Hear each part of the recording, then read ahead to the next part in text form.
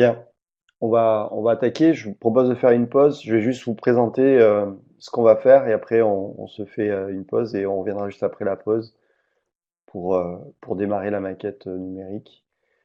Euh, non, c'est pas ça que je voulais faire. Je vais partager mon écran.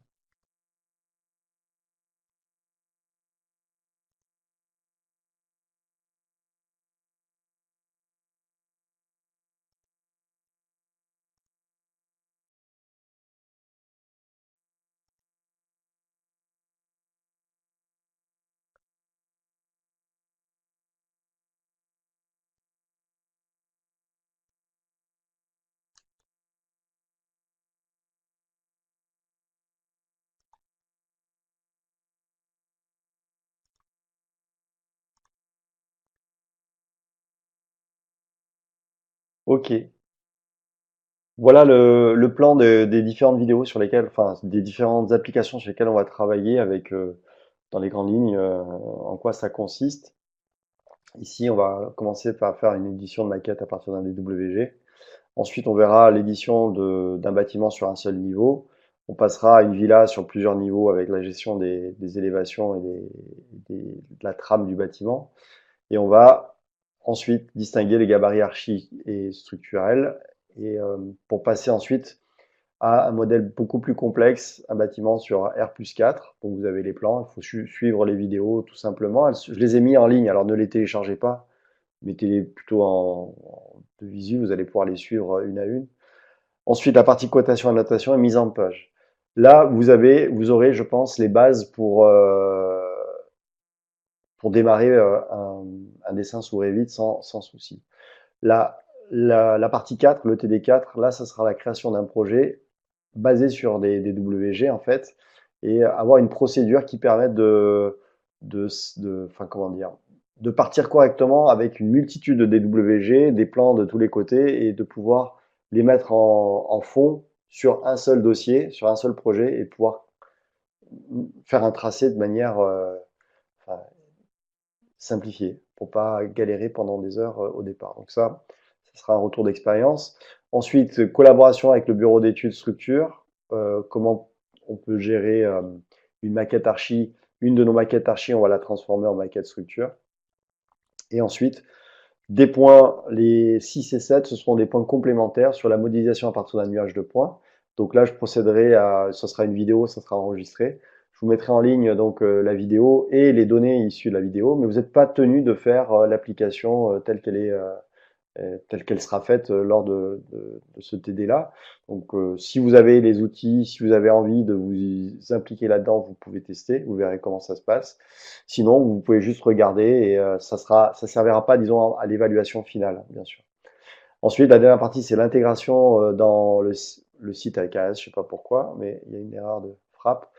Dans le site sous AfraWorks. Donc là, c'est comment amener de la donnée. Donc ça peut être un cube, comme ça peut être un modèle numérique de terrain ou d'autres éléments. Comment venir les intégrer dans notre format InfraWorks et tout ce que ça implique pour que ça sorte correctement et voilà, y avoir une visualisation d'ensemble. Même chose, vous n'êtes pas tenu de faire cette application-là. Elle sera pas, c'est pas indispensable. C'est pas, on sera toujours sur les, euh, les trois premiers, enfin, tous les TD qui sont ici, il y en a que jusqu'aux collaborations avec le bureau d'études, c'est ceux qui seront les plus importants à suivre et à reproduire. Voilà. Après, ça va vous demander comment dire, euh, un certain degré d'implication, peut-être même plus qu'AutoCAD, pour ceux qui ont suivi AutoCAD avec moi. Donc ça va être un peu plus complexe, mais logiquement, je pense que ça va bien se passer si, voilà, si on met les choses en place ensemble dès le départ. Vous allez peut-être moins galérer que les années précédentes. Je pense qu'avec le retour d'expérience, on va améliorer la formation chaque année comme ça. Voilà, on se fait une pause, 10 minutes, un quart d'heure, et on se retrouve après la pause pour la suite de cette vidéo sur la première application. Et je ferai un tour au niveau de chacun d'entre vous pour regarder si, pour ceux qui ont réussi à installer le logiciel, si ça correspond bien, si tout va bien. Voilà. Il faut que j'aurai présenté le mien, bien sûr. Alors, à tout de suite.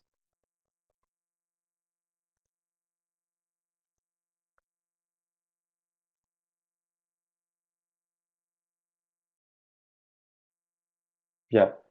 Dans cette vidéo, je vais commencer à présenter le logiciel Revit avant d'attaquer la partie application, bien sûr. On verra dans un deuxième temps comment appliquer enfin,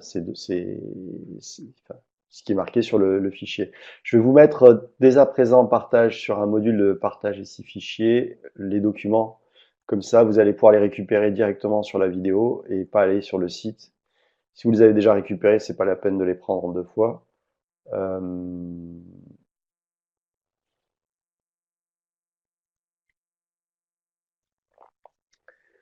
donc, il s'agit de deux fichiers. Le premier, c'est celui-ci, le fichier AutoCAD et un fichier PDF, le premier. Alors, ils sont numérotés, hein, RA pour Revit Architecture 1, AutoCAD vers Revit.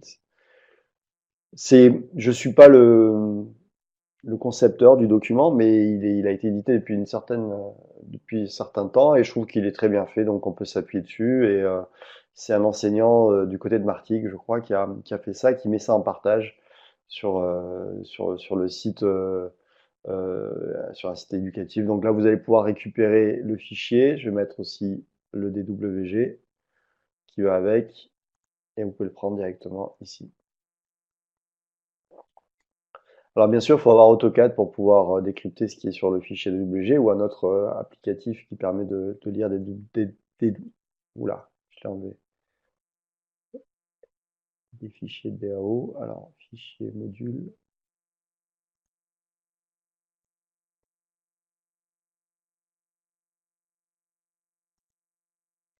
Voilà, ils sont là et on va se baser dessus.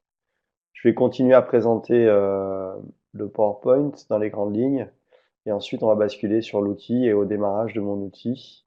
Donc je vais ici.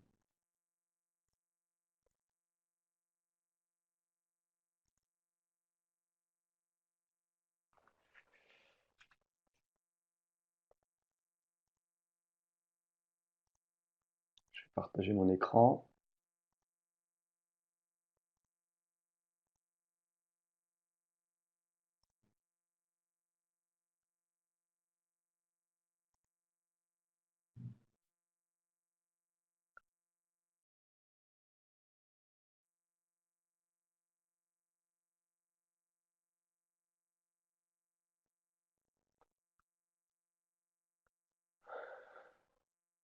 J'ai un problème d'affichage. Ah non, c'est bon.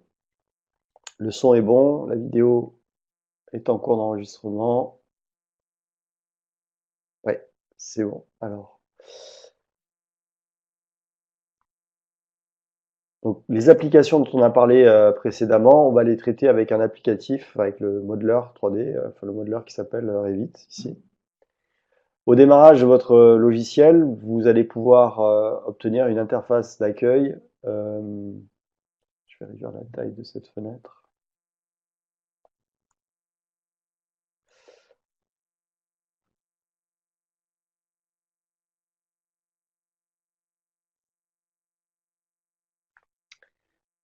Vous avez cette première fenêtre qui permet de choisir ce qu'on veut produire dans un premier temps. Donc vous retrouvez le fonctionnement d'AutoCAD et tous les logiciels de chez AutoCAD.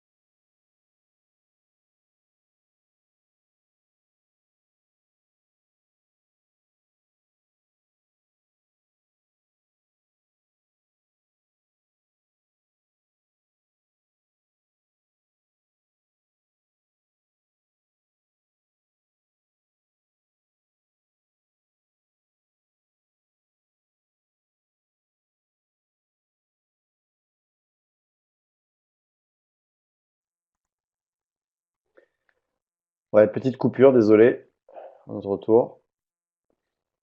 Je vais enlever l'affichage du fichier. Vous n'en avez plus besoin, je pense que vous avez pu télécharger. L'idéal, pour pas qu'il y ait de coupure, à mon avis, c'est de procéder directement à la démonstration et je vais vous faire les commentaires au fur et à mesure sur l'outil. D'accord? Donc là, je vais partager mon écran ici et on va démarrer ensemble l'utilisation de Revit. Comme ça, je peux le fermer. Je n'en ai pas besoin. Donc je clique sur le bouton de Revit et démarrage de la version donc 2017 pour l'instant de mon outil avec la première fenêtre.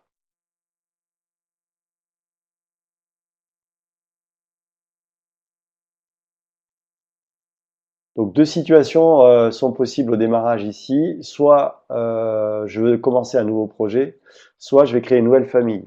Alors la famille, c'est quoi par rapport au projet? Projet, c'est un fichier Revit classique, donc je vais créer une nouvelle maquette. Soit la famille, c'est créer un élément dans la maquette ou dans une maquette par la suite. Un élément dans la maquette, c'est à rapprocher de ce que vous avez vu sur AutoCAD avec les blocs. En fait, vous voulez créer un élément qui sera paramétrique, qui aura des informations à l'intérieur, qui va être rangé dans une famille donnée, qui peut être un équipement, qui peut être un élément d'électricité, d'ossature, enfin bref. Donc, on va procéder soit à un choix de projet ou de famille.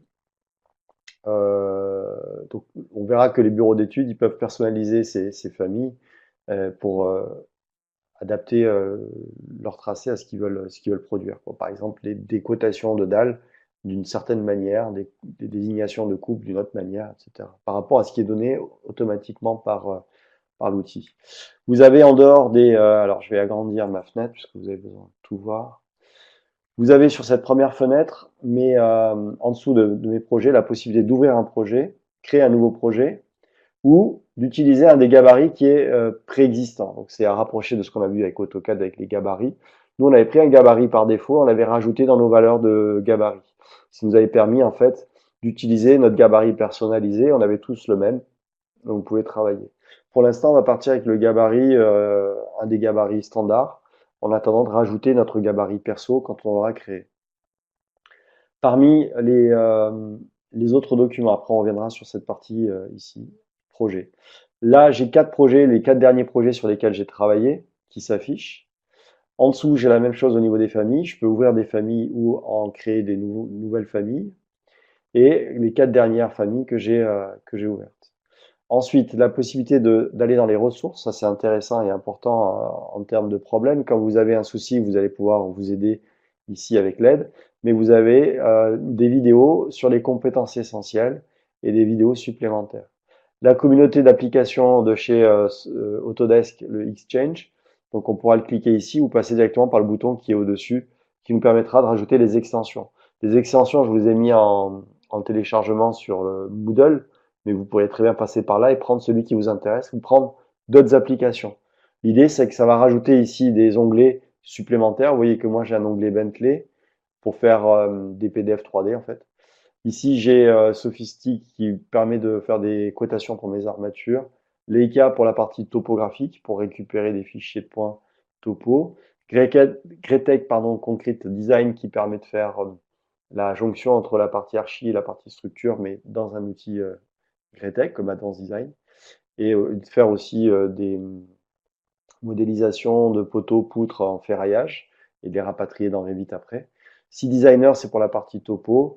Et voilà, dans les grandes lignes, ce que j'ai rajouté comme module ici grâce à Exchange ou grâce à l'applicatif métier que j'ai récupéré. L'autre possibilité ici, la lettre R, on retrouve le même fonctionnement. Ce qui est intéressant là-dedans, vous avez la possibilité d'exporter. Regardez les formats d'export par la suite. Donc une fois que vous avez fait votre modèle 3D, vous pouvez très bien l'exporter en format CAO. Mais CAO, ça veut dire que ça va vous faire des tranches en CAO de votre vue. Donc vous n'aurez pas accès aux éléments à l'intérieur. Enfin, c'est pas de la CAO comme on a avant. Donc à vous de tester, vous pourrez faire un essai pour transformer votre fichier Revit en fichier CAO. Vous avez un autre élément qui peut être intéressant, c'est le fichier FBX. C'est pour faire une vue 3D de votre objet et pouvoir l'exploiter dans un autre utilitaire. Alors, par exemple, si vous voulez aller sur un site internet qui s'appelle Sketchfab, ça permet de mettre votre modèle 3D et de pouvoir le faire visualiser à quelqu'un qui n'a pas l'outil Revit ou qui n'a pas l'objet,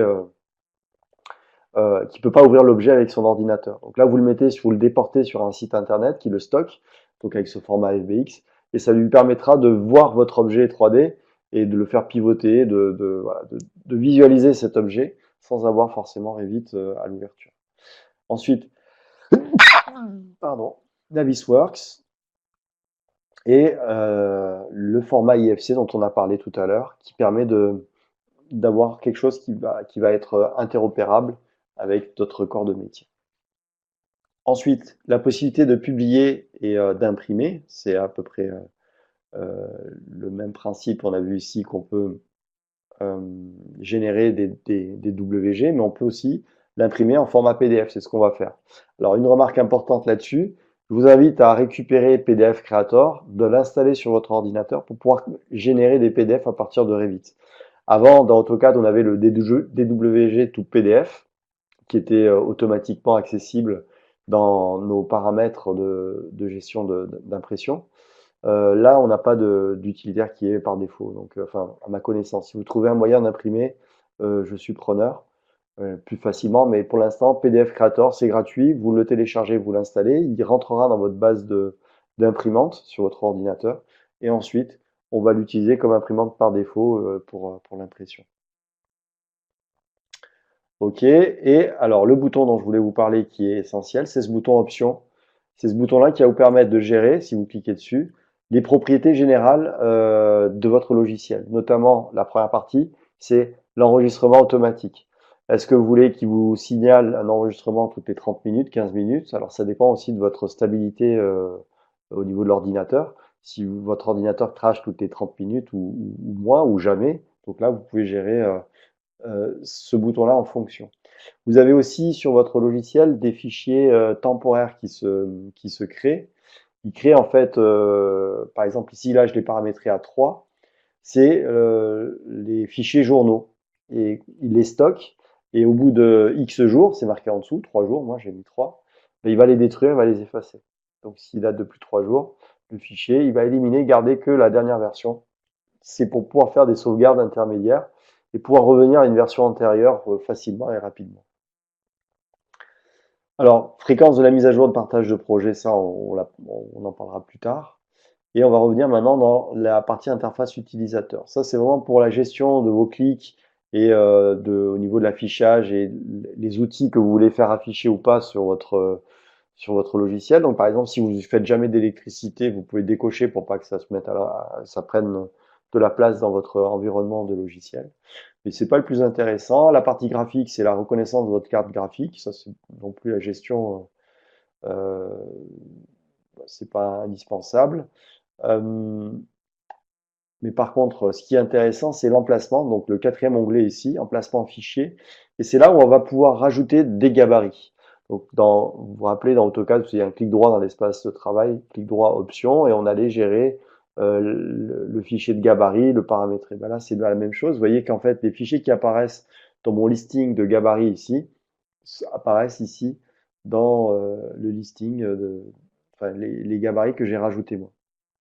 Alors, ce qui veut dire que si vous avez aucun gabarit, je ne sais pas si parmi vous, il y en a qui ont déjà installé Revit sur leur poste et qui n'ont aucun gabarit à cet endroit-là, ça veut dire qu'ils ont fait une installation à partir d'une version anglaise de leur poste de Revit et il n'y a pas de reconnaissance des gabarits français. En fait, il ne reconnaît pas le dossier français. Il faut récupérer les gabarits que j'ai mis en ligne et les reporter sur votre disque dur et aller pointer ici, d'aller les attribuer dans ce paragraphe-là pour qu'il aille récupérer, générer le dessin à partir d'un gabarit français, quoi.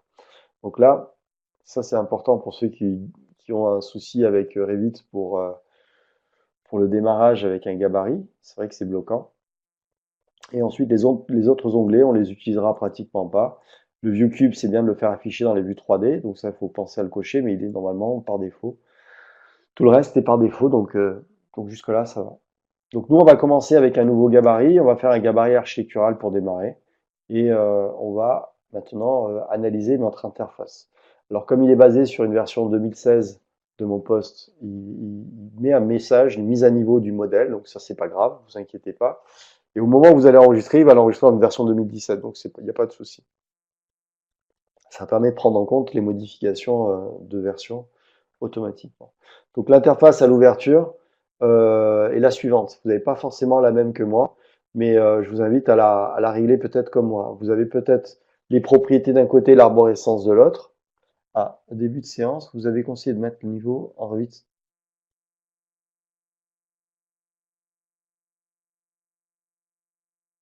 Non, je vous ai pas dit de passer en 2018. Je vous ai dit plutôt de rester en 2017 en fait.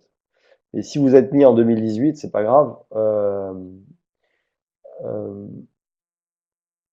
je vais vous montrer comment récupérer le dossier. Alors, il y a deux possibilités. Vous récupérez votre dossier dans l'extension. Je vais vous montrer où est-ce qu'ils sont, les familles.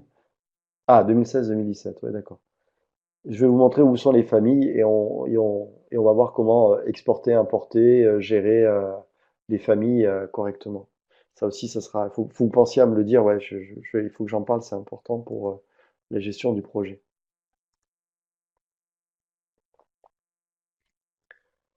Alors juste pour revenir là-dessus, sur la partie interface, après on rentre dans le détail, on a la barre des propriétés. Sur le fichier PDF PowerPoint, en fait, ils sont chacun d'un côté. Moi, je préfère les mettre l'un au-dessus de l'autre, ça dépend de la taille de votre écran. L'idéal, c'est d'avoir un double écran, de pouvoir mettre une vue 3D, une propriété, arborescence d'un côté et l'espace de travail de l'autre, et son ruban face à soi. Mais bon, tout le monde n'a pas un double écran non plus. Mais voilà. Donc là, il faut avoir en permanence les propriétés, l'arborescence du projet. Ici, en quoi ça consiste? Ben, dès que vous êtes dans une vue, vous avez les propriétés de la vue qui sont affichées dans les propriétés ici. Si vous cliquez sur un élément que vous avez tracé, à ce moment-là, quand vous cliquez sur l'élément, c'est les propriétés de l'élément qui sont tracées. Il faut bien voir que c'est dynamique, c'est-à-dire que quand vous êtes ici dans un plan à l'affichage, les quatre éléments qui sont ici représentent les vues est, ouest, nord, sud autour de notre objet. Donc ces éléments sont posés sur notre vue en plan. Et cette vue en plan, elle est définie ici dans la partie arborescence du projet. Il y a vue, plan d'étage, niveau 0 est en gras. Donc là, je suis dans le niveau 0 au démarrage. Par défaut, il se met dans le niveau 0. Ensuite, les autres éléments qui sont dans l'arborescence, donc on peut réduire l'arborescence ici. J'ai des plans de plafond. Donc ça, c'est dans le gabarit par défaut. Ça peut m'être utile comme ça peut ne pas m'être utile. Donc c'est surtout pour voir le faux plafond, j'imagine, la partie qui est au-dessus. J'ai une vue 3D qui est créée par défaut. Si je double-clique dessus, elle passe en gras et je bascule. Vous voyez que le vieux cube apparaît, qui me permet de gérer. Pour l'instant, j'ai rien. Je vois pas mon quadrillage, j'ai pas de quadrillage qui est défini pour l'instant. Je vais maintenant basculer sur élévation. L'élévation, j'ai des éléments qui sont aussi prédéfinis. C'est des niveaux. Le niveau 0 est à 0, le niveau 1 est à 3 mètres, le niveau 2 est à 6 mètres. C'est généré automatiquement par défaut. Alors, vous voyez que chaque fois, j'ai cliqué dans mon arborescence de projet sur une feuille. Enfin, pas une feuille, une vue, quoi. Cette vue, elle est soit en 3D, soit en élévation, soit en vue en plan, mais elles sont toutes ouvertes en fait, ces différentes vues. Elles sont les unes derrière les autres. L'intérêt, c'est de pouvoir les dispatcher, les réorganiser, etc. Donc ici, euh, je peux, lorsque je vais dans l'onglet en haut, vue, aller les placer soit en cascade, soit en mosaïque, et pouvoir les visualiser différemment, mes différentes fenêtres. Parce que j'ai cliqué sur d'abord mon élévation, d'abord pardon mon plan d'étage, ensuite je suis allé dans vue 3D, c'est la vue qui est ici, ensuite je suis allé dans élévation, et les trois sont actives. Elles sont toutes les trois les unes derrière les autres. Donc là je peux les garder comme ça, ou sinon je double-clique sur une des fenêtres et je passe directement dans la vue concernée. D'accord? Alors ça peut être intéressant quand on fait de la modélisation 3D d'avoir les différentes vues à l'affichage. Pour l'instant, on n'a pas forcément besoin. Une fois qu'on aura un petit peu de facilité, on pourra travailler. Alors c'est un peu coûteux aussi en mémoire, ce qui veut dire que vous pouvez basculer de fenêtre en fenêtre avec ce bouton-là. Et vous avez des raccourcis clavier qui permettent de faire ça. On les verra au fur et à mesure. Et on peut ici choisir la fenêtre dans laquelle on veut basculer. Donc le bouton d'accès rapide. Si vous n'avez pas les informations dans le bouton d'accès rapide en haut, toujours pareil, vous déroulez, comme on l'a vu dans AutoCAD pour certains, Et vous pouvez rajouter des éléments. Vous pouvez bien sûr personnaliser la barre d'outils d'accès rapide en rajoutant des éléments à l'intérieur. Moi, je vous conseille ceux qui sont à l'affichage et notamment celui qui permet juste à côté de fermer les fenêtres cachées. Celles qui sont derrière, on les ferme en une seule fois. Et si jamais je veux fermer mon projet, plutôt que d'aller fermer fenêtre par fenêtre, je ferme toutes les fenêtres qui sont derrière, je ferme la fenêtre qui est devant et j'ai fermé mon projet, mon dossier. Donc là, ça permet d'avoir un fonctionnement qui est correct. L'autre remarque importante, c'est si jamais vous faites disparaître la fenêtre ici de propriété et d'arborescence de mon projet, euh,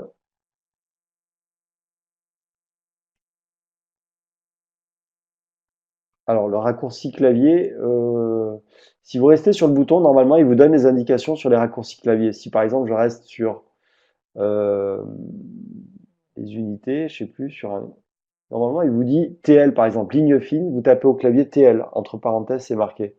Donc, vous avez les raccourcis clavier qui s'affichent sur alors, pas sur toutes, hein, bien sûr, mais sur celles où il y a un raccourci clavier, vous pouvez rajouter des commandes. Sinon, vous pouvez vous les créer, ouais, effectivement. Vous pouvez aller dans la feuille et vous pouvez les rajouter. Donc, je revenais sur la propriété l'arborescence si elles disparaissent. Vous avez la possibilité, toujours dans l'onglet Vue, ici tout à fait à droite, dans l'interface utilisateur, de rajouter votre navigateur de système, votre propriété, tout ce qui a disparu, en fait, votre ViewCube, et le remettre en place. Ça, c'est important parce que c'est vrai que parfois, on clique sur la croix sans s'en rendre compte, on a fait disparaître, on ne sait plus comment le faire revenir. C'est cet élément-là. Il faut toujours revenir à cette interface avant de vouloir démarrer le dessin. C'est c'est préférable.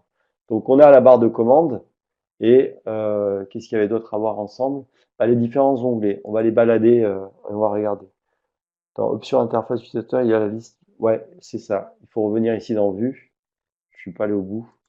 Je voulais pas embrouiller tout le monde, mais ici, vous avez ici raccourci clavier, si je me trompe, et vous allez pouvoir appuyer sur les nouvelles touches et vous pouvez changer en fait propriété. Et vous pouvez en attribuer, en supprimer, en exporter. Voilà, vous allez pouvoir vous personnaliser les raccourcis clavier en fait. C'était ça en fait, je pense, la question. Vous allez pouvoir aussi gérer l'arborescence de projet. Certains aiment bien regérer, remodifier et rendre l'arborescence adéquate avec leur utilisation. Donc, ok, maintenant, qu'est-ce qu'on retrouve dans notre ruban? Ici, dans le premier ruban architecture, c'est tous les éléments qui concernent la conception et la modélisation d'éléments architecturaux comme des murs qu'on peut générer de différentes manières, porteurs architecturaux, mais aussi par face. On pourra sélectionner des éléments pour générer. Je vais pas tous les détailler, mais vous avez un ensemble d'éléments que l'on peut faire pour la création d'éléments, de la circulation. Des lignes de modèle, ça nous ramène à de la DAO classique avant de pouvoir appliquer dessus de la 3D, donc on peut dessiner les fonds. Et ensuite, on peut gérer des pièces pour faire des superficies, pouvoir les utiliser après dans faire une requête d'informations dans un tableur, dans une nomenclature. Et des ouvertures, aussi bien dans des trémies, dans des dalles ou dans des murs, ou inclinés, ou des lucarnes, ou voilà. Donc là, on trouve les ouvertures ici.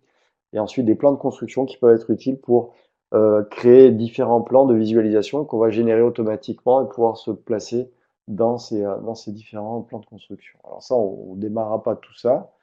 On va aller ensuite voir la partie structure, donc tout ce qui est ossature d'éléments, désassemblage de construction métallique, la création de fondations, la partie armature, mais bien sûr, il faut avoir sélectionné un élément et lui donner des paramètres pour qu'il puisse être accessible. Là, ils ne sont pas accessibles pour l'instant. Toujours pareil, la partie modèle, parce que ça peut être utile. Et la partie euh, plan de construction. On retrouve dans les systèmes tout ce qui concerne nos équipements. Cette partie-là, on ne l'abordera pas ensemble. La partie insérée. Alors ça, c'est intéressant parce que c'est ce qui permet de collaborer aussi. C'est-à-dire, lorsque je suis en train de travailler, on est en train de travailler à plusieurs sur un fichier Revit, on va pouvoir lier nos fichiers Revit. Quand on les lie, il y a c'est comme on le voit sur le schéma en fait, il y a un anneau qui se met en place et donc le lien est effectif. Et les liens apparaissent aussi dans l'arborescence de projet en bas à gauche ici, lien Revit. Donc lorsque j'ai ce lien Revit qui est généré, je vais rattacher mon dessin au dessin et je vais pouvoir, lorsque l'autre dessin est modifié, savoir qu'il est modifié et réactualiser les données de mon dessin. Ce sera intéressant. On verra qu'on peut faire la même chose avec un lien IFC parce que votre collègue n'est pas obligé de travailler avec Revit, il peut travailler avec SimpleBeam ou un autre outil et vous pouvez être amené à modifier, ou avec SIP par exemple, et on peut être amené à modifier ça. Ensuite, pour la partie DAO, CAO, on va pouvoir soit lier, soit importer un fichier CAO. La différence, c'est que quand vous liez, vous pouvez, lorsque l'architecte vous donne son fichier CAO, il fait des modifications en temps réel. Lorsque vous êtes avec un lien, vous allez pouvoir générer des modifications et les visualiser. Et voir que si le mur a été déplacé, ben, remodifier votre modèle pour qu'il corresponde en temps réel à l'évolution du projet. Par contre, si vous faites un import CAO, c'est à un instant T, vous avez un fichier DWG. S'il n'est pas modifié, autant le prendre en importer CAO, le poser et travailler dessus, parce qu'il n'y aura pas de modification a posteriori dessus. Donc nous, on utilisera celui-là sur la première application. Et ensuite, la partie nuage de points. Donc je vais intégrer un nuage de points que je vais venir clipper, c'est-à-dire réduire en taille, pour pouvoir avoir une couche fine de nuage de points sur laquelle je vais m'appuyer dessus pour dessiner le contour de mon mur, de mes éléments de construction. Je vais pouvoir gérer les liens, comme j'ai le lien ici. Si je fais un clic droit, je vais faire gestion des liens, mais je vais le même bouton en haut, et je vais pouvoir visualiser tous les liens qui sont dans mon fichier et sur lesquels je vais pouvoir travailler, format CAO notamment, tout à l'heure quand on aura inséré le premier fichier. Ensuite, on peut insérer des images, ouais, en format JPEG, bon, voilà, c'est l'essentiel. J'en profite pour parler de charger la famille. Tout à l'heure, on a dit on va charger la famille, c'est quoi?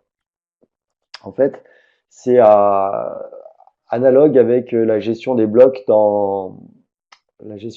sous AutoCAD, c'est-à-dire que j'ai un ensemble d'éléments qui peuvent être aussi bien des sanitaires. Si je prends des sanitaires de type baignoire, j'aurai une baignoire d'angle par exemple que je peux télécharger dans mon projet.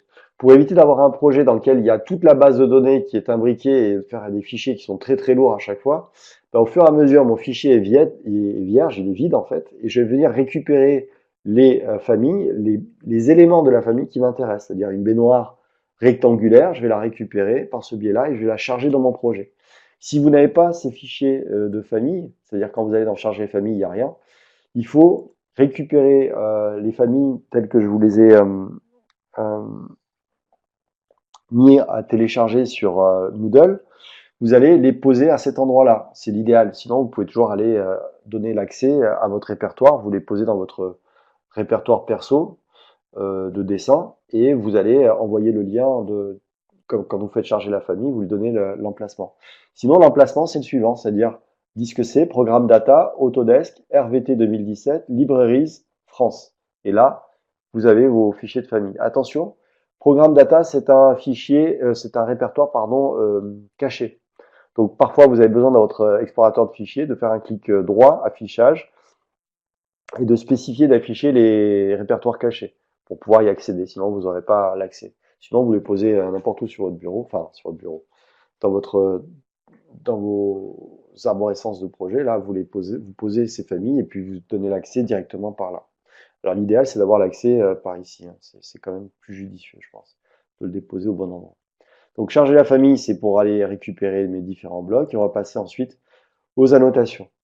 Donc ça répond à la question de tout à l'heure de Charles pour les familles. Donc testez ça, vous récupérez les fichiers que j'ai mis en gabarit, vous les mettez, logiquement, d'une version 2016 à 2017, vous n'avez pas besoin de faire la démarche en fait. Les fichiers, ils sont automatiquement accessibles. J'imagine que si vous lancez la version 2017 quand vous la mettez à jour, euh, vous allez avoir accès à ça en fait. Vous aurez directement les familles qui vont se mettre au bon endroit. Testez-le, vous me dites après comment ça se passe. Je regarderai sur votre poste s'il y a un souci. Alors, j'en étais aux différents onglets.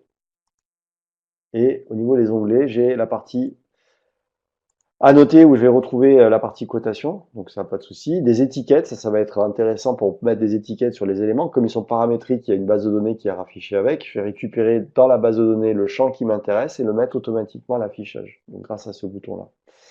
On verra ensuite la partie analyse, c'est la partie collaborative avec la partie structure. Donc là, j'ai les éléments que je rajoute au niveau de ma structure, donc les conditions aux appuis, les charges, les cas de charge, les combinaisons de cas de charge, et ensuite, je vais pouvoir euh, envoyer mon modèle soit sur le cloud d'Autodesk, soit vers le logiciel Robot Structural Analysis. Ça, si vous l'avez pas, c'est normal, c'est que vous n'avez pas rajouté d'extension. Il faut télécharger l'extension sur Exchange ou sur le site sur Moodle. Volume et site, c'est là où on va faire un peu de topographie. On récupère la surface topographique ou on la crée à partir d'un fichier de points ou à partir de courbes de niveau ou à partir d'un fond de plan PDF sur lequel on vient cliquer et on rentre les valeurs une à une.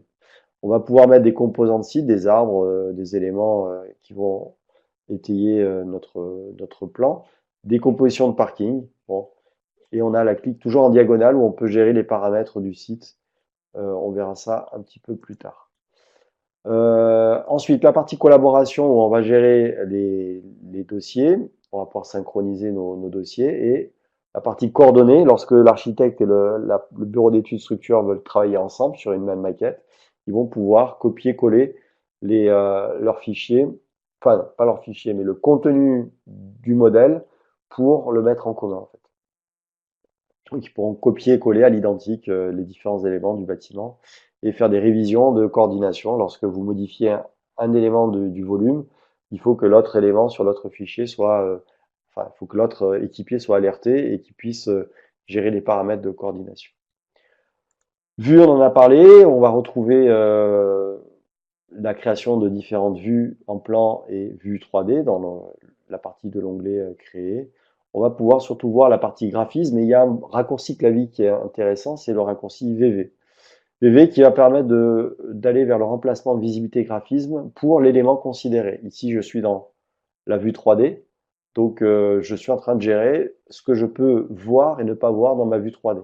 Je peux également, à part les modèles, voir la partie annotation que je peux voir ou ne pas voir dans la vue 3D. Pareil pour le modèle analytique, pareil pour les éléments qui sont importés, notamment la partie CAO, et me créer des filtres. Les filtres, c'est un peu le parallèle avec les calques en fait. Vous allez pouvoir gérer par filtrer en fait vos éléments dans des projections ou dans des coupes en disant je veux que je veux les matérialiser ou les visualiser de telle manière. Et vous allez spécifier comment vous voulez les voir avec des épaisseurs de ligne, avec des traits en continu ou des traits renforcés ou pas.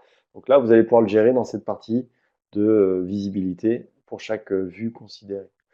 OK, donc là, je peux fermer. Et qu'est-ce qu'il reste à voir? Gérer, oui, c'est important. Gérer, l'onglet gérer, on a les unités ici. C'est ce qui nous servira pour parler le même langage. Ici, les unités sont des unités longueur métrique, là, au niveau des surfaces. Et si on clique dessus, on va pouvoir gérer mètres et centimètres et spécifier le nombre de décimales que l'on veut, etc.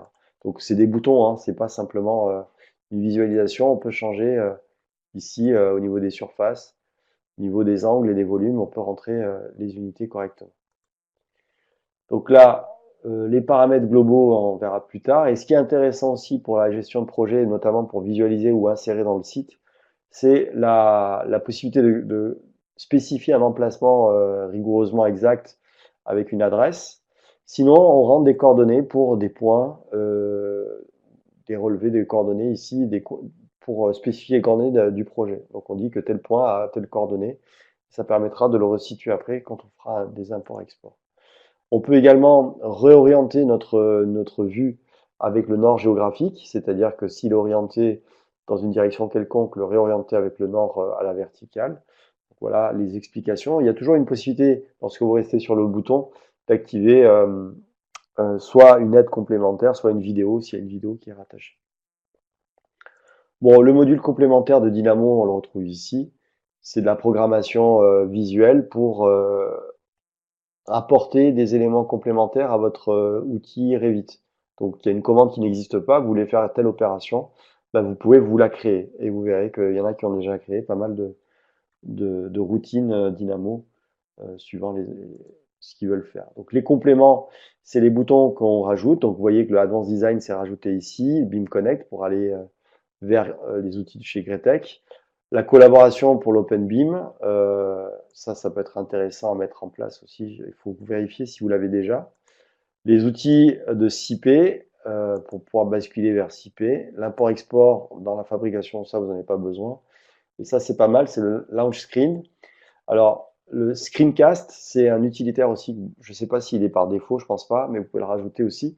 Par exemple, vous êtes en train de faire une manipulation sur Revit et vous voulez me la présenter parce que ça fait une erreur ou ça vous donne quelque chose qui ne correspond pas et vous voulez me l'expliquer. Au lieu de m'expliquer j'allais dire par texte sur un mail, c'est assez compliqué. Vous pouvez faire une petite vidéo comme ça. Vous utilisez le screencast. Vous pouvez parler en même temps.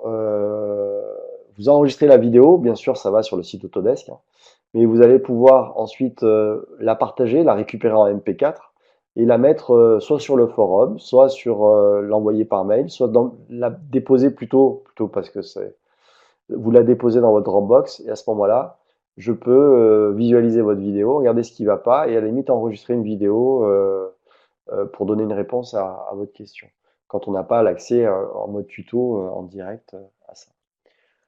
Voilà, donc bon, les outils externes, j'en parle pas trop, c'est vers Navisworks, mais bon.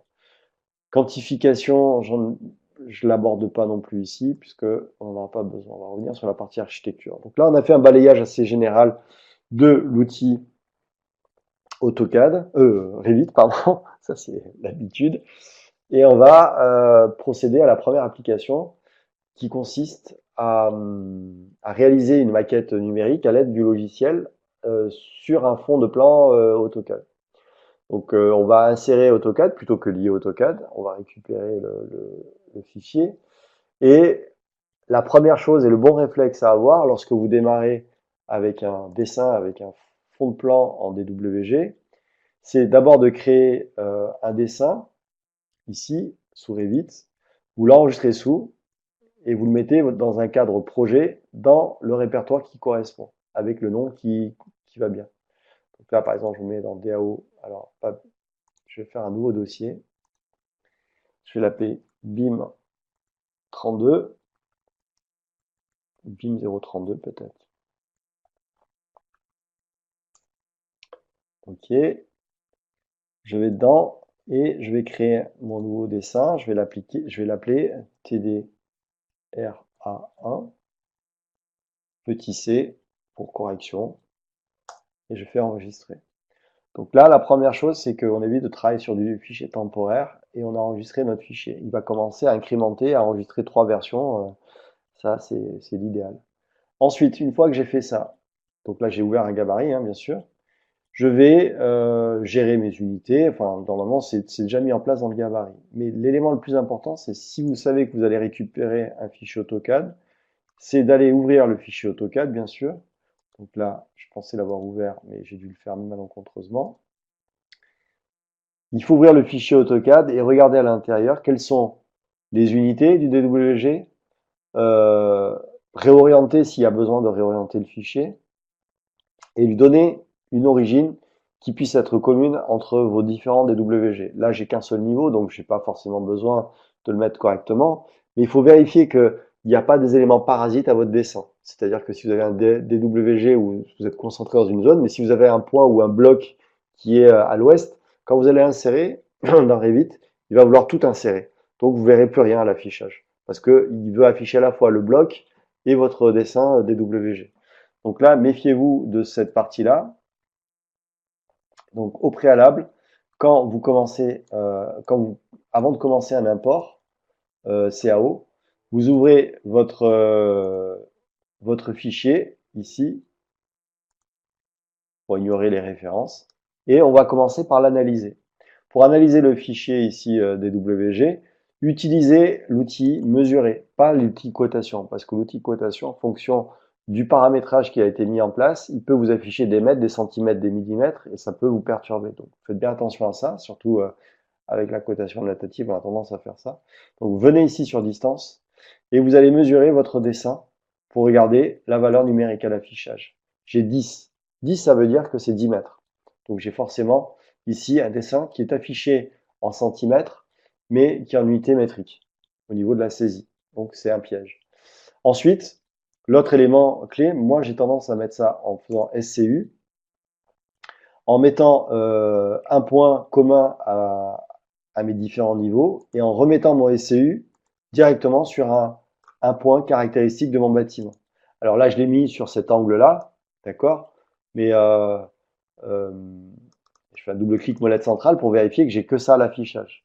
Je l'ai mis normalement sur un bâtiment à plusieurs niveaux, on le mettrait sur la cage d'ascenseur, puisqu'en fait, elle est assez, c'est le noyau qui est répétitif sur les différents niveaux. Donc ça permettra de juste apposer les DWG correctement. On fera un peu le même principe sur les coupes et les élévations. Donc là, je le place ici. On peut très bien le déplacer à la main, hein. J'ai fait un SCU, mais on peut le déplacer à la main. Quand vous avez fait ça, vous pensez à enregistrer votre fichier pour sauvegarder. Alors, il est protégé en écriture, il faut que je le change. Je vais faire enregistrer sous et je vais le mettre dans mon BIM. Je vais le mettre dans mon BIM 32. Je fais enregistrer. Ok, donc là j'ai mis le fichier en place. On peut également gérer les calques dès à présent. Dans mon AutoCAD, je peux dire quels sont les calques qui sont intéressants ou pas intéressants. Là, on va perdre un peu de temps, ça sert à rien parce qu'on peut le faire dans Revit et on le fait directement en fonction de ce qu'on veut afficher dans Revit. Donc c'est plus judicieux de le faire dans Revit plutôt que de commencer à le gérer ici en externe. Donc une fois que j'ai fait ça, je peux vérifier. Alors j'ai vérifié les unités, l'orientation c'est bon, le point central je l'ai mis, le double-clic molette centrale c'est fait aussi pour vérifier le zoom étendu. Donc là, je peux fermer mon dessin et revenir dans Revit. Et dans Revit, maintenant, je vais procéder à l'import CAO. Donc je vais dans ici insérer, je vais faire importer CAO et je vais lui spécifier mon fichier euh, de TD. Alors, une remarque, n'allez pas trop vite. On a tendance, lorsqu'on veut faire de l'informatique, à vouloir aller à toute vitesse et à taper plein de valeurs sans réfléchir. Ici, regardez les paramétrages. Et souvent, dans Revit, les paramétrages sont plus importants que le tracé.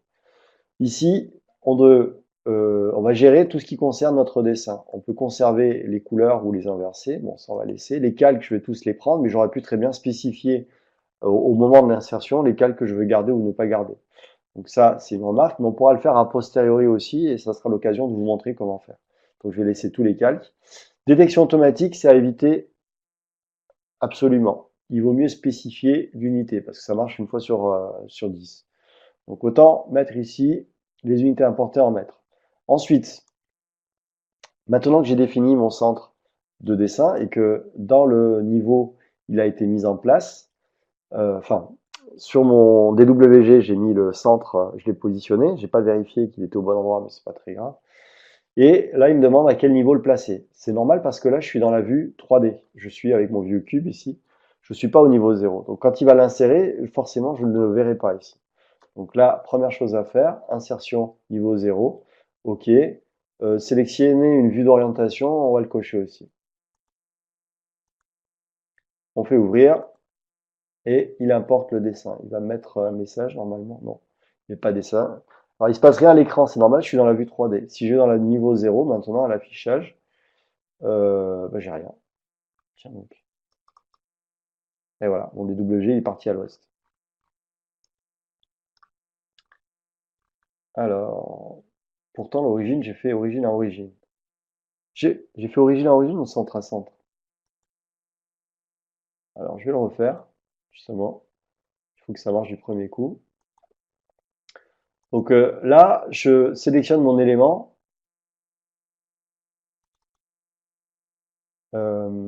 Sauf que si je me rappelle bien, je vais le supprimer. Je refais un double-clic molette centrale pour revenir au milieu de mes barbules d'élévation. Et je vais refaire l'import. Je vais juste vérifier au niveau de mon fichier AutoCAD ce que j'ai fait.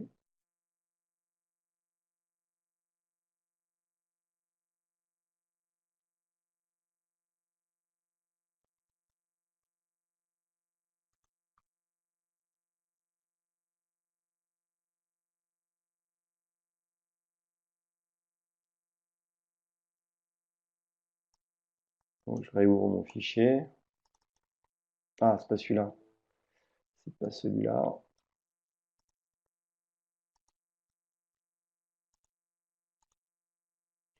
C'est celui qui est sur le bureau. Alors, il faut que je vois le fichier correctement. Hop, tac. Ignorer. Hop. Au niveau des coordonnées, ouais, non, ça devrait être bon. Au niveau des coordonnées, je suis bon.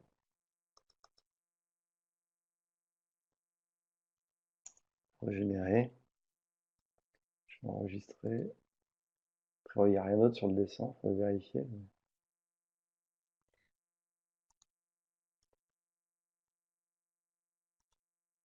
Et on va refaire l'import CAO. Le BIM, on a dit, on est en unité métrique, niveau 0, centre à centre. Alors sinon, on fait origine à origine, mais ça sera peut-être, ouais, origine, origine, ce sera peut-être plus judicieux. On va faire ouvrir. J'ai mis au niveau 0. Il est reparti à l'ouest encore? Ah ouais.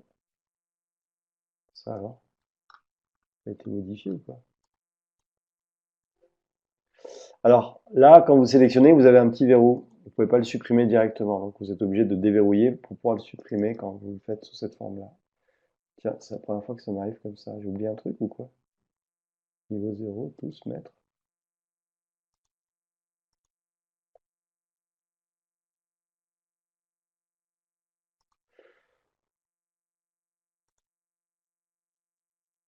Ah voilà, centre à centre, ça marche, ouais. Je sais pas s'il était... Bon, entre les deux, j'ai pas... Donc centre à centre, tout à l'heure, j'avais dû mettre origine à origine, je sais pas, mais il n'avait pas accepté. Bon, centre à centre, en manuel, ça marche, ouais. Ok, donc on arrive à cette première jonction, on a lié notre outil. Si je clique dedans, je peux verrouiller ou déverrouiller, c'est la punaise dont on a parlé. Donc là, ça me permet de verrouiller l'élément. La punaise apparaît et je peux le déverrouiller en cliquant sur la punaise qui est ici. Ça permet de faire d'éviter de faire des modifications, notamment sur la position du DWG. Une fois qu'il est mis au bon endroit par rapport à votre dessin, bah, l'idée c'est de verrouiller pour pas être embêté pour la suite. Donc là, il faut avoir cliqué dessus, bien sûr, pour pouvoir le verrouiller ou le déverrouiller. Donc ça c'est OK.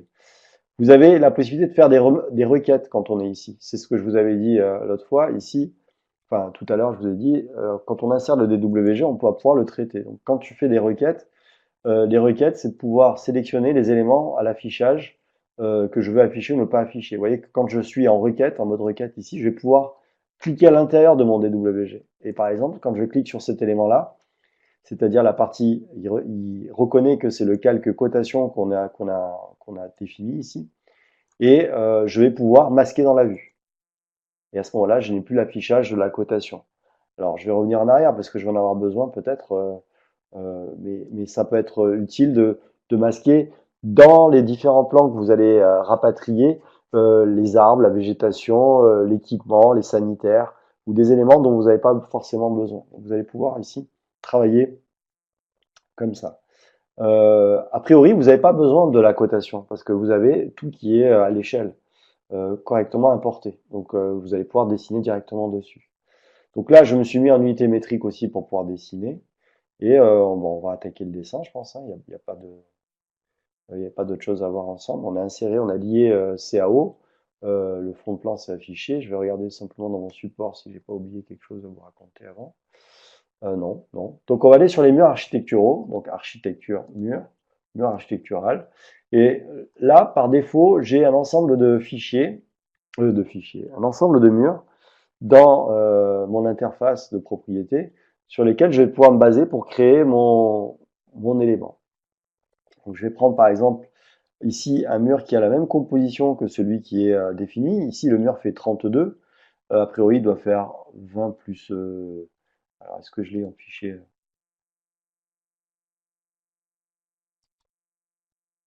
Je vais regarder sur le fichier source.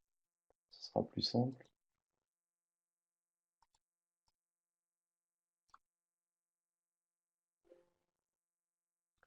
Donc là, si je mesure la composition, ça fait 32, ok. J'ai 22 de murs et forcément 10 d'isolant. Donc il faut trouver un mur qui corresponde avec ces propriétés-là.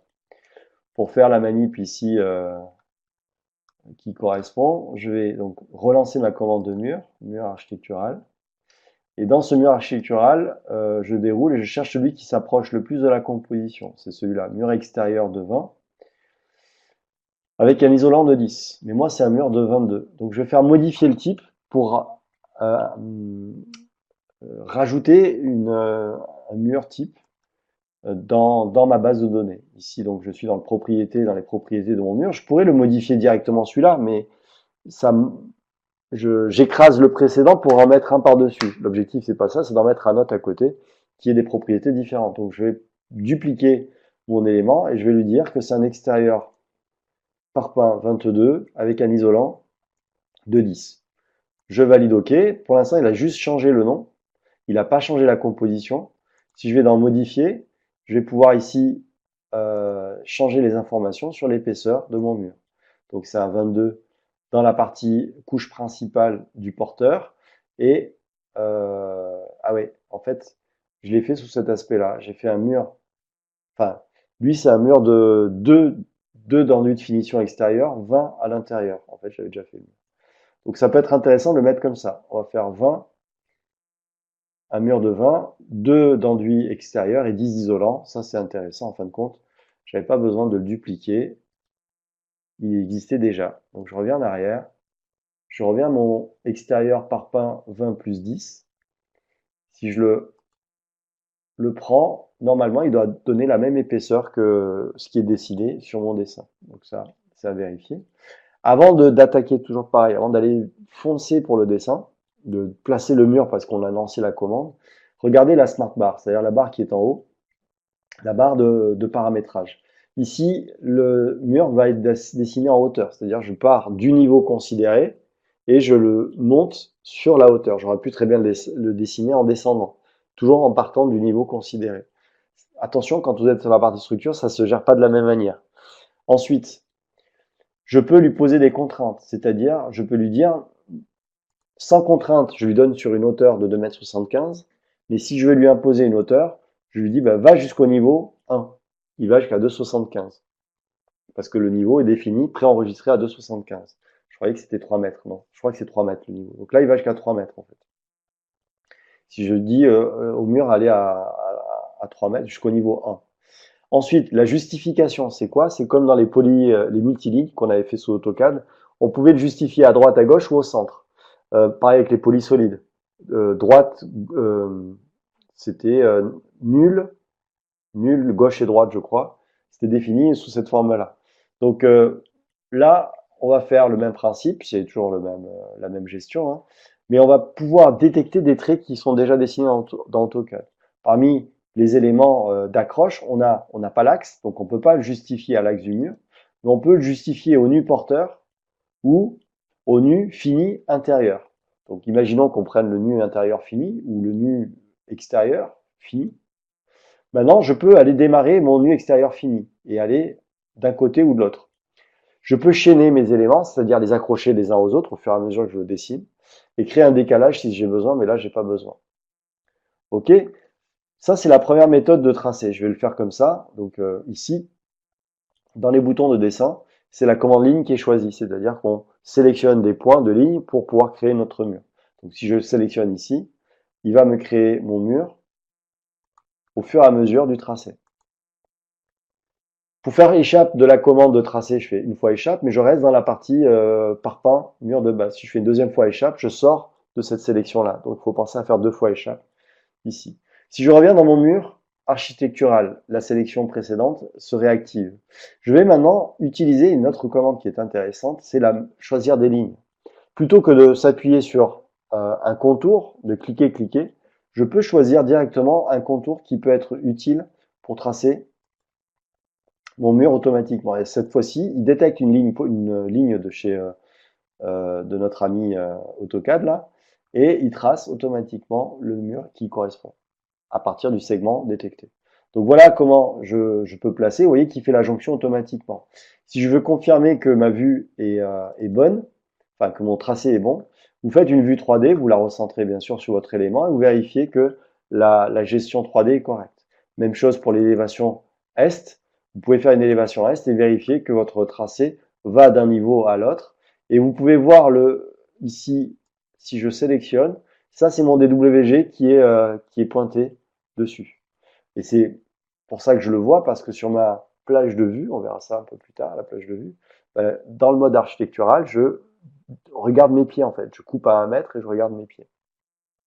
Donc la punaise, c'est parce que c'est verrouillé, je veux plus le bouger. Sinon, on peut déverrouiller en haut ici, PP raccourci clavier. Donc si je veux tout afficher en une seule fois, je pourrais très bien. Et si je veux passer maintenant à ma vue 3D, je rebascule et je peux venir placer un quadrillage dessus. Donc la possibilité ici de cliquer sur un quadrillage et de venir positionner. Alors vous voyez qu'il détecte aussi les axes. D'accord? Et là, je peux venir placer mon axe, ma file 1 par exemple ici. Donc il a détecté le nu porteur. Ensuite, je peux venir détecter l'axe suivant. Et de la même manière, alors faites attention, le premier point c'est l'extrémité, hein, donc il vaut mieux détecter en haut et ensuite venir placer et l'aligner. Vous voyez qu'il y a des détections automatiques comme dans AutoCAD pour pouvoir gérer la position. Ce qu'on a fait d'un côté, on pourra le faire de l'autre, c'est-à-dire venir détecter ici et mettre la file correspondante là. Je fais échappe pour sortir de la commande pour pouvoir changer l'information qui est dans ma trame d'axe. Donc si je l'appelle A et que je valide, automatiquement quand je vais tracer le deuxième axe de l'autre côté, donc il faut que je retourne dans architecture et quadrillage. Ici, je reprends ce point de calage, il va me mettre B et je vais pouvoir l'aligner. Alors si je ne suis pas content du côté, je peux bien sûr modifier l'afficher d'un côté ou de l'autre. Ou bien sûr, déplacer les sommets ici pour sortir du dessin. Il faut attraper les grippes, c'est assez intuitif sur mes lignes ici d'axe. On peut également ici ajouter un coude, vous cassez en fait votre élément, c'est surtout quand vous êtes sur un joint de dilatation et que vous avez des éléments qui sont très proches les uns des autres.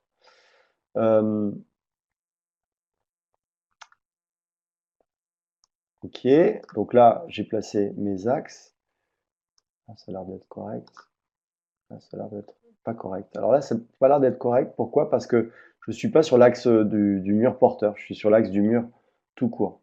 Donc là, vous avez la possibilité de sélectionner le trait et de le déplacer. Encore faut-il avoir matérialisé ici l'axe correctement. Alors vous voyez qu'il le détecte hein, quoi qu'il arrive. Il détecte les traits et là, même chose.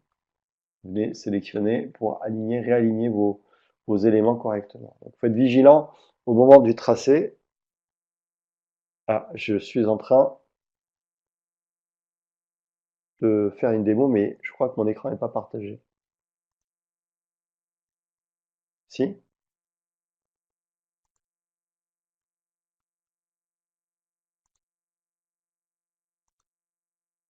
s'est peut-être départagé. D'accord. Il vient de disparaître, ok. C'est ce que je me suis rendu compte, je voyais plus mon affichage. Ah, ok, c'est bon. Là, c'est ok. Donc, je disais quoi? Je sais plus. Hop, hop. Voilà, là, c'était pour repositionner mes différents axes sur mon schéma. Hum. Alors, dans le support, on vous dit mur par face. Il y a toujours plusieurs méthodes pour tracer, hein. Il n'y en a pas qu'une seule. On peut le tracer avec différentes méthodes. L'objectif, c'est d'aller au bout de l'application ici, sachant que l'étape d'après, c'est de placer les cloisons. Les cloisons, ça va être pareil, mur architectural. Et cette fois-ci, je vais prendre, c'était quoi comme mur? 70, je crois, de mémoire. Donc, c'est générique intérieur 70. Et vous voyez que là, pour le tracé, prendre les bords, c'est un peu compliqué, c'est pas très judicieux. Donc autant détecter, et je vais détecter ici, en zoomant un petit peu, je vais détecter ce côté-là, et il va me le positionner. Vous voyez qu'il fait la jonction automatiquement jusqu'au mur porteur, il découpe l'isolant autour. Je vais pouvoir à chaque fois détecter. Si jamais l'isolant se met du mauvais côté, enfin la cloison se met du mauvais côté, on a la possibilité de changer l'orientation du mur en cliquant ici à chaque fois sur mes différents éléments, je vais les positionner. Alors là, je le fais de manière un peu brutale. Je les trace à la volée, voilà, comme ceci. Et là où c'est faux, je vais pouvoir le réajuster. Une autre remarque sur les éléments que je viens de tracer, je vais pouvoir ici utiliser les grippes pour pouvoir juste apposer mes murs. Ok, donc là il me dit que je viens de rentrer sur ma cloison, j'avais fait en 2 morceaux. Donc ce morceau-là, à la limite, il est inutile. Donc les grippes, je peux venir les déplacer, venir adhérer à une autre cloison et il les réajuste. L'autre possibilité, au lieu de le faire avec des grippes, c'est de prolonger. C'est-à-dire, vous avez des outils pour prolonger votre mur, c'est-à-dire, c'est de faire des jonctions. Donc, ajuster, prolonger des éléments. Si je veux en faire qu'un seul, c'est celui-là. Je vais prendre celui-là et je vais lui dire, tu me prolonges celui-ci. Et je peux le faire avec plusieurs éléments aussi. C'est-à-dire, bah là, en fait, j'ai pratiquement tout prolongé. Je vais prolonger jusque-là, celui-là, et je ferme toutes mes cloisons. L'idée, c'est de fermer les cloisons pour pouvoir ensuite implanter les portes à l'intérieur. Donc, si je repasse dans ma vue 3D, ici, je vais voir mes cloisons qui se dessinent. Autre remarque importante aussi sur mes cloisons, c'est que j'ai pas réfléchi lorsque je les ai tracées jusqu'où je les mettais en place, en fait. Dans les propriétés, j'ai des informations. Si je veux les faire descendre à une hauteur de 2,70 m, je peux le faire. Si je mets 2,70 ici, pour arrêter ma cloison avant la fin, ben là, elle est modifiée, mais je ne vois pas la différence. Si je vais dans ma vue 3D, je vais pouvoir voir qu'elle est où? Qu'elle est là. Elle est en bleu, en fait, elle est en surbrillance. On est bien à 2,70. Donc là, je me dis, ben, ça serait bien que je le fasse pour tout le monde. Comment faire? Alors, est-ce que je vais sélectionner un par un pour modifier? Non, l'idéal, c'est de faire un filtre, c'est de sélection. C'est-à-dire, vous sélectionnez tout votre dessin et vous avez le bouton ici, filtre, alors qu'on soit en 3D ou en élévation ou en vue en plan, c'est pareil, hein. Vous faites filtre, il va sélectionner le DWG et les éléments de type mur. Ah, le problème, c'est que il distingue pas les éléments qui sont de type cloison et les autres. Donc, si je fais appliquer, il va me sélectionner toutes mes cloisons à l'intérieur. Donc là, je peux pas le faire avec cette commande-là, mais j'aurais pu à ce moment-là sélectionner en une seule fois tous mes murs d'intérieur. Alors, si je veux le faire autrement, bah là, le plus simple, c'est peut-être de se mettre en vue de dessus et de faire une fenêtre de sélection de gauche à droite en intersection. Et pareil, là maintenant je peux filtrer, j'enlève mon plan de DWG, OK, et je peux sélectionner toutes mes cloisons et changer directement dans les propriétés ici, contrainte supérieure sans contrainte, euh, hauteur non contrainte, je vais mettre 2,70. Je vais appliquer et je vais voir en 3D si ça a bien fonctionné. Je suis en 3D, je clique sur l'orientation. Donc, toutes mes cloisons ont été modifiées. Donc l'option filtre est intéressante pour pouvoir filtrer les éléments comme ceci. Donc là, une fois que j'ai mis ça en place, je vais revenir sur mon niveau 0 et je vais continuer à placer mes ouvertures. Alors, le DWG, vous voyez, il prend beaucoup de place. On ne sait plus qui fait quoi dans notre dessin. Donc c'est peut-être intéressant d'aller dans la partie gestion de notre lien. Gestion de notre lien, c'était dans insérer, puisqu'on a inséré un CAO, et qu'on veut gérer notre lien. Alors, gestion des liens, c'est ici. Et notre format CAO ici, il n'a pas été inséré. Ah oui, j'ai pas fait un lien, j'ai pas fait un lien, je peux pas le gérer comme ça. Euh,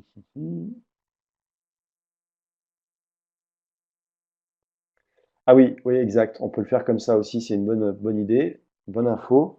Si je clique sur mon élément, je fais un clic droit et je peux sélectionner l'occurrence. Alors, sélectionner toutes les occurrences visibles dans la vue et en un seul clic, ça les sélectionne. Très bonne remarque, merci. Alors, c'est ce qui est intéressant aussi, c'est les contributions que vous pouvez apporter à ma présentation. Je pense pas à tout. Il y a toujours plusieurs méthodes pour faire ça. Parfois, on utilise des voies qui sont plus ou moins intéressantes, donc c'est bien de les comparer en les démontrant aussi.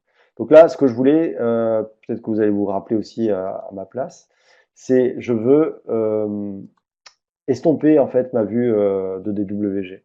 Donc ça, je sais plus, je crois que c'est dans VV, ouais, VV, dans ma vue 3D, dans mes catégories importées, j'ai ces éléments qui sont ici.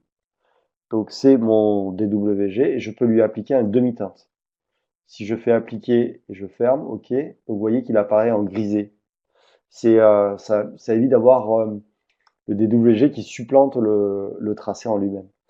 Voilà, donc là c'est pour la partie purement tracé. On va continuer ensuite le tracé en important, en chargeant la famille de portes et en mettant en place des portes. Donc là, je vais dans le modèle dans la modélisation architecturale dans l'onglet et je vais pouvoir insérer les portes. Je crois que c'est l'étape d'après, hein, si je me rappelle bien. Alors vous avez le PDF, il faut suivre les données qui sont à l'intérieur et vous allez pouvoir gérer ça directement. Donc là, insérer la porte, on va aller dans porte ici et on va insérer une porte de 0,83. Là, elle est déjà définie.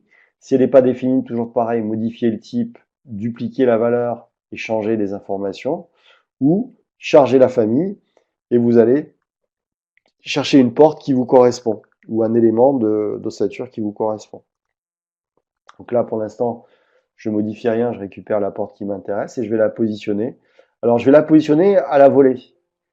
Là, elle tape dans la cloison, donc il n'aime pas trop. Là, même chose, je la mets là. Là, je l'avais déposée là. Là, je la dépose ici.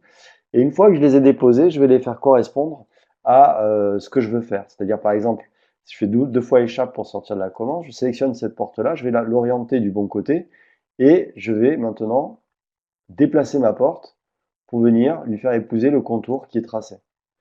Donc celle-là, elle est sortie correctement. Celle-là, je clique dessus, je change son orientation et je viens la déplacer pour la mettre au bon endroit. Alors là, je le fais à l'œil et on pourrait se dire, mais ça serait bien de la déposer avec les cotations qui sont fournies. Donc si vous avez des cotations, il suffit de taper sur les codes temporaires qui sont ici. Si la porte est à 0,45, vous allez pouvoir l'ajuster correctement à partir des codes qui sont fournis. Même chose pour celle qui est là. Bon, là, c'est juste un dessin de principe. Et mes portes sont positionnées. Il faut faire la même chose avec la porte d'entrée qui est ici. Donc là, il vaut mieux charger une autre porte que la porte intérieure. Donc porte, on va faire charger la famille. On va chercher une porte d'entrée avec angle d'ouverture. Entrée avec angle d'ouverture. Très bien. Ouvrir. Il la charge. Vous voyez qu'il transforme la 2016 en 2017. Et cette fois-ci, je viens la positionner ici. Il va faire le découpage. Par contre, je veux qu'elle soit avec une ouverture vers l'intérieur et orientée de l'autre côté. Non, de ce côté-là. C'était bon. Si maintenant je veux lui imposer la cote, si j'en ai une, sinon je ne lui donne pas de valeur numérique.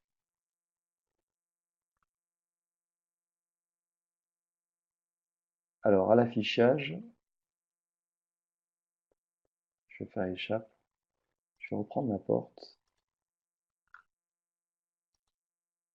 Je vais regarder ses cotes ici. 4,30. Ça la décale comme ceci. Ouais, d'accord. Bon, juste tester quelque chose. Bien, si je viens sur la vue 3D, je m'aperçois que mon modèle est généré automatiquement avec ce format-là. Et je peux continuer comme ça à générer mes différents éléments.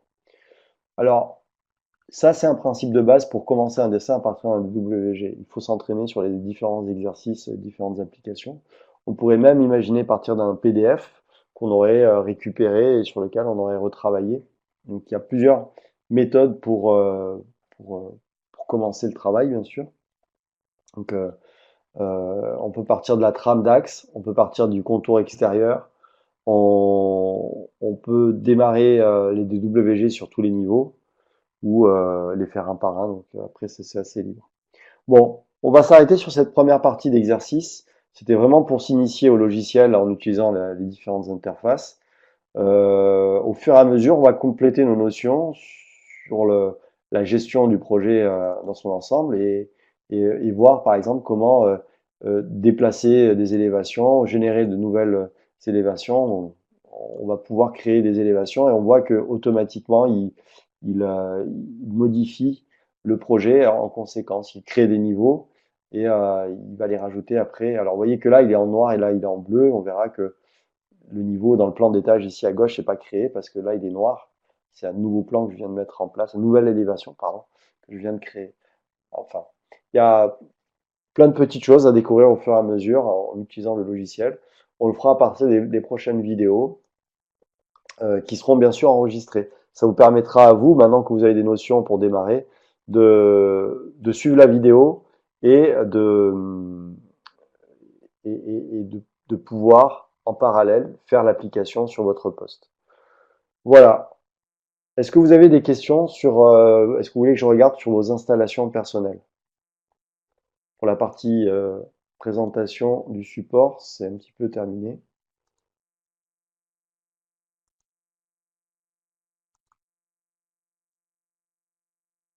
Est-ce qu'il y a des choses sur le dessin que vous voulez que je vous montre ou est-ce que vous voulez qu'on regarde sur vos postes perso pour l'installation, si vous avez des soucis ou pas? Je sais pas.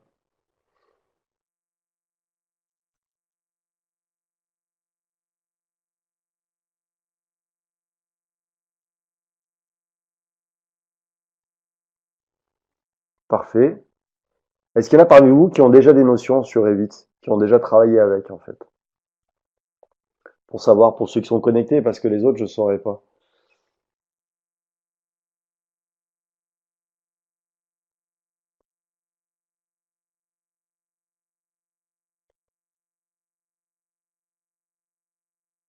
D'accord, il y a un petit peu les deux. Ah ouais, d'accord, donc Patrice, ça va aller, j'aurais pas grand-chose à vous apprendre en fait, sur cette première partie, disons. Alors, la partie collaboration, c'est ça? Qui c'est qui m'a parlé de ça? Je crois que c'est Charles, je sais plus.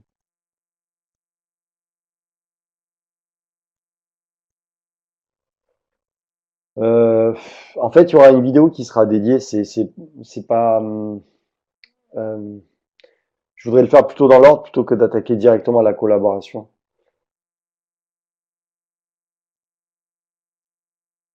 Ah, d'accord, vous voulez qu'on balaye le dossier en fait, qu'on aille regarder. On peut regarder si vous avez tous les modules, si vous avez tout pareil que moi. Mais logiquement, vous avez, si c'est la même version, vous avez la même chose. Alors, les modules, vérifier un à un, mais logiquement, la différence, elle se ferait sur la partie euh, euh, collaborer ici. Vous devez avoir à peu près les mêmes boutons que moi ici, dans le ruban. Donc, notamment, l'outil copier-coller. Parfois, votre écran est un peu, comment dire, suivant votre affichage, vous avez une réduction en fait de la taille de votre fenêtre, ce qui fait que dans le ruban, vos boutons sont compressés, on voit que le petit triangle noir qui descend en fait. Donc il se peut que vous ayez les boutons, mais il faut les dérouler pour pouvoir voir ce qu'il y a à l'intérieur. Ouais, ouais. Ben Patrice, c'est le nerf de la guerre cette partie-là en fait. Il faut avoir la définition de la sortie sur papier. Il faut la travailler et une fois que vous l'obtenez, en fin de compte, il faut garder ce fichier-là comme un fichier gabarit.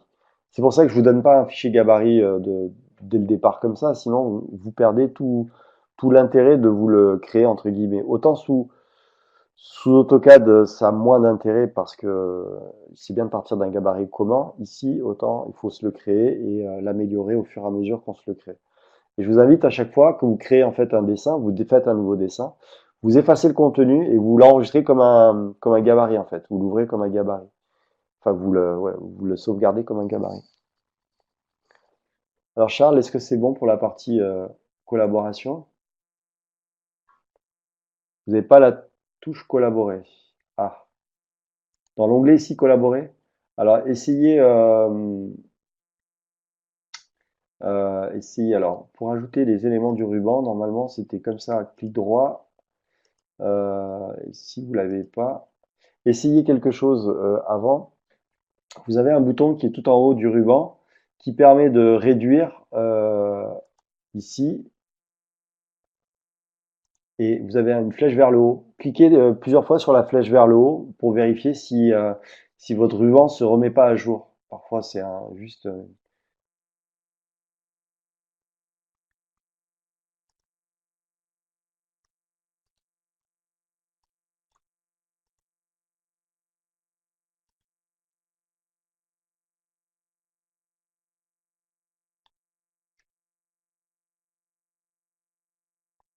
Donc testez ça. Si vous l'avez toujours pas, alors si vous l'avez pas, essayez dans Options, la lettre R, Options,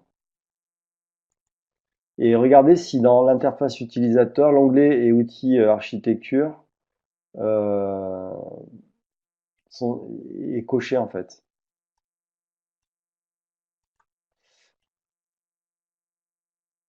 Ça, c'est l'autre possibilité, mais je pense que si vous avez la partie architecture, normalement, ça devrait être bon. Enfin, si les autres éléments sont cochés.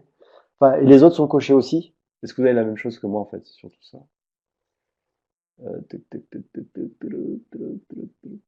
Donc, outils options ici. Donc, interface utilisateur.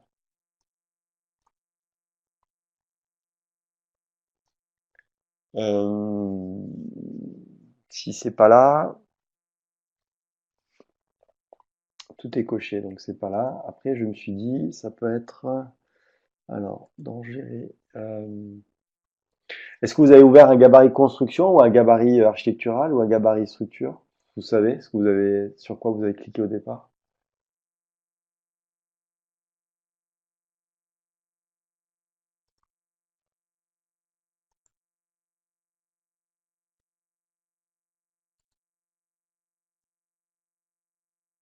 Ah ouais, c'est ça. Je pense que c'est ça. Euh,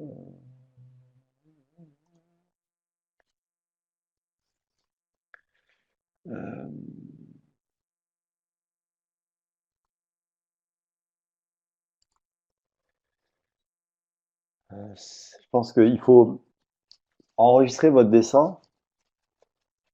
Enfin, fermer votre. Si vous avez fait un dessin, vous fermez, mais essayez de réouvrir un dessin avec un gabarit structure et vérifiez que collaborer apparaît. Et après,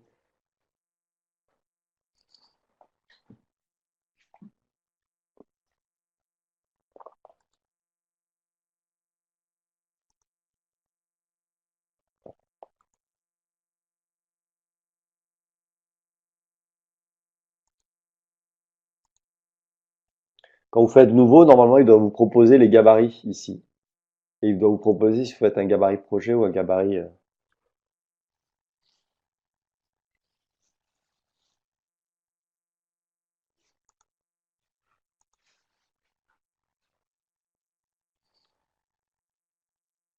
Ah, vous n'avez pas de commande collaborer, quel que soit le gabarit. Bon, il va falloir que je me penche là-dessus. Collaborer, je ne l'ai pas rajouté, hein. Ici, dès le départ. Vous êtes bien en version Revit, ouais, 2017. 2017 ou 2016? Quoique 2016, il y était aussi déjà, à l'époque, je crois de mémoire qu'il y était déjà dessus. 2016, ouais. Parce que moi, j'avais la version 2016 aussi. Euh, J'avoue que je sais pas, il va falloir que je cherche l'information. Peut-être regarder sur Internet, on pourra peut-être trouver l'info.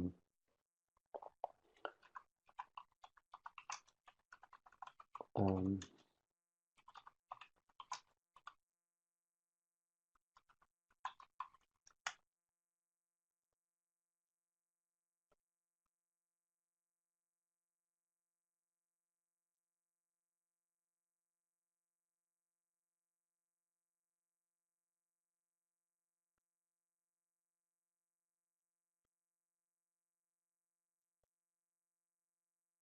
vous avez pas installé Revit Architecture par hasard?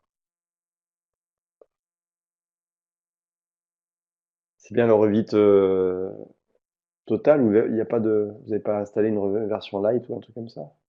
Je sais même pas si elle est téléchargeable la version light en fait.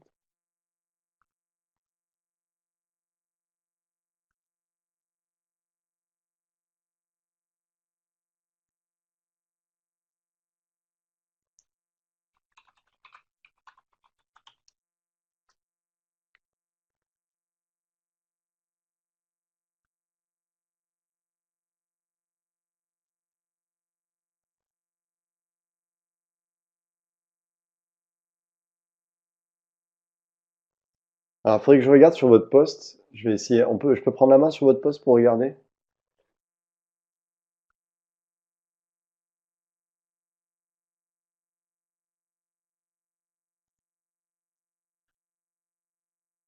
Alors, on va essayer de voir. Je vais ici. Je vais fermer ça aussi. Pour prendre la main sur le poste, je vais départager ça.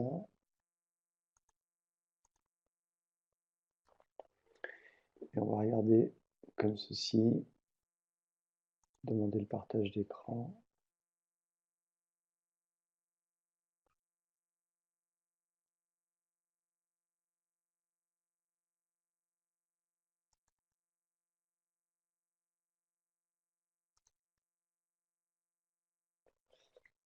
Alors, bah vous l'avez collaboré. Il est là.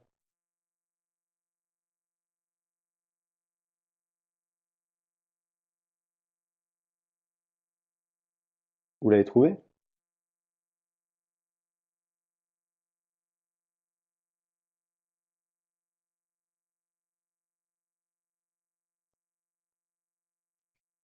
En fait, vous avez changé de gabarit. Je pense que c'est lié au gabarit que vous aviez ouvert là, dans le dessin précédent.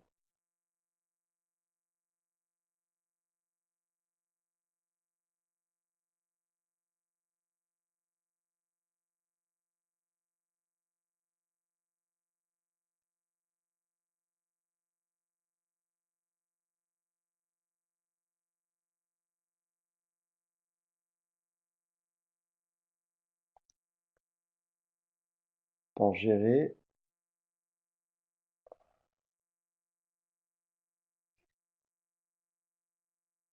Il faut que je compare avec le mien.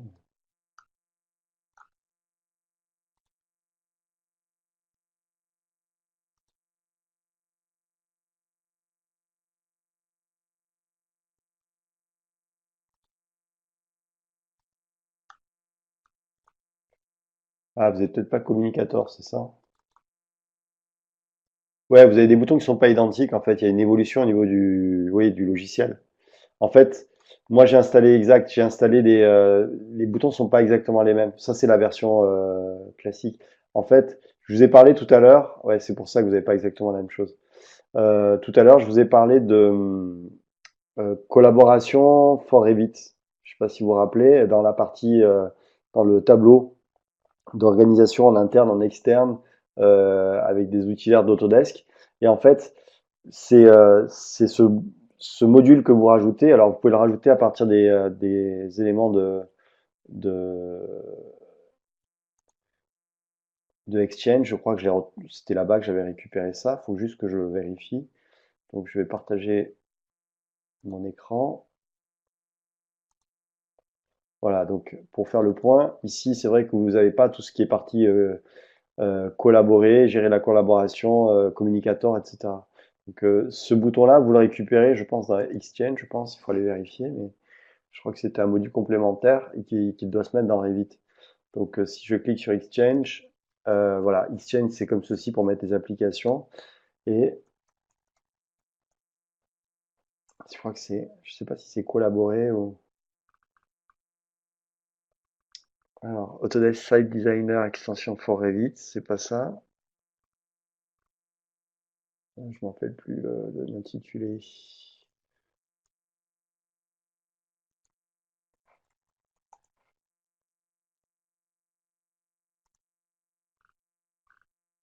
Non, je pense que c'est sur le site d'Autodesk qu'il faut aller récupérer ça. Vous avez cette utilitaire, en fait, ça rajoute dans la partie gestion du projet et de la collaboration, ça vous rajoute ces boutons de collaboration. Donc c'est ça qui active en fait, soit par le biais du cloud ou du réseau local en Wi-Fi ou réseau, vous allez pouvoir gérer votre collaboration comme ça. Si vous n'avez pas la même chose que moi, c'est pas très grave dans cette partie-là. Nous, on va utiliser la deuxième partie, celle que je vous ai présentée. On verra si on fait de la gestion de projet aussi, mais on va pas faire, on va pas utiliser les boutons qui sont ici. Donc c'est normal si vous n'avez pas la même chose que moi. Ouais, j'avais pas fait attention, j'avais oublié. Ouais. Sinon, on tape Revit for Collaboration et on va regarder, on va trouver le module directement, je pense. Euh, Collaboration, non, c'est pas là. Ou collaboration pour Revit, je sais plus comment ça s'appelle. Collaboration, Revit, c'est for Revit, je crois.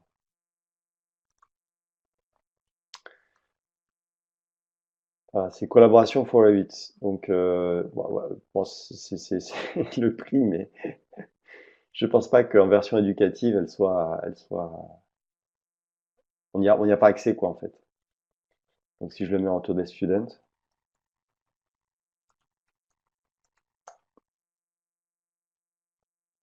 et que je passe dans Free Software, euh, mm, mm, et je vais dans les outils All Products, Revit extension, non, il n'y a pas le. Et alors l'autre, s'il s'appelle collaboration. Ça c'est quoi CFD? Je pense pas que ce soit ça. Non. Non, je sais plus comment je l'ai récupéré et je l'ai installé sur mon poste. J'imagine que il s'active pas si vous n'avez pas un compte en fait, si vous n'avez pas payé la redevance quoi. En gros. Voilà. Ok. D'autres questions, d'autres remarques? N'hésitez pas. Non, c'est pas important pour nous cette partie-là. Nous, on fera que de la collaboration en interne, on fera pas de l'externe et de la collaboration dynamique comme ça, on pourra pas le faire. Voilà. Sinon, vous devez retrouver à peu près les mêmes rubans, les mêmes onglets que moi. Après, les exercices sont assez bien tramés, donc l'idée, c'est de suivre l'application et de faire les exercices en suivant ce qui est fourni sur le document. Voilà. Enfin, sur les documents, au fur et à mesure. Je vais enregistrer toute une série. Vous avez plus qu'à suivre jusqu'à la prochaine séance de tuto. Et là, on reprendra ensemble des applications et on s'entraînera ensemble justement pour apporter des compléments sur ce qui vous a bloqué, ce qui vous n'arrivez pas à faire. Bon, déjà, je vous ai montré quelques petites astuces aujourd'hui.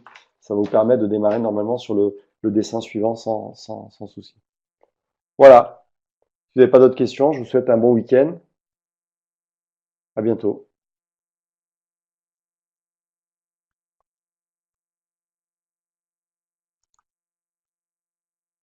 On était censé finir plus tôt, on a fini plus tard.